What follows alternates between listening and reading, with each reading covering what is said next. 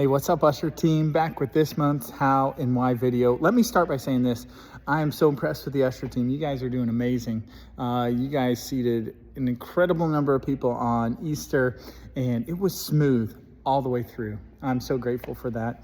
But today, my topic, what I wanted to talk about is medical emergencies. Something we know, we hope it never happens, but we know there's a good likelihood somebody's going to have a medical issue at some point while they're in service. It happened a couple weeks ago. So what do we want you to do? What do we want you to know in the event that that unfortunately happens? First of all, I want you to know that we don't expect you to be a medical professional.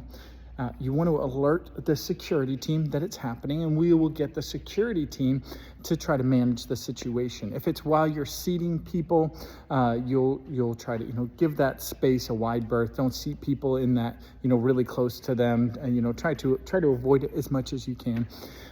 So just use wisdom there, and obviously it depends on the extent of the issue, whether there's an ambulance coming, whether we're whatever the case may be. But your captain will help manage that, and security will ultimately manage that. But something you should know is that we have first aid kits and AEDs in the building in the event that we need them. There is a first aid kit under the camera stand on the west side of the auditorium. That's as you're facing the stage, the left-hand side of the auditorium, there's a first aid kit under that camera stand. There's also a first aid kit, just a minor one with Band-Aids at the help center. There's another more full first aid kit at the check-in center where the kids check in.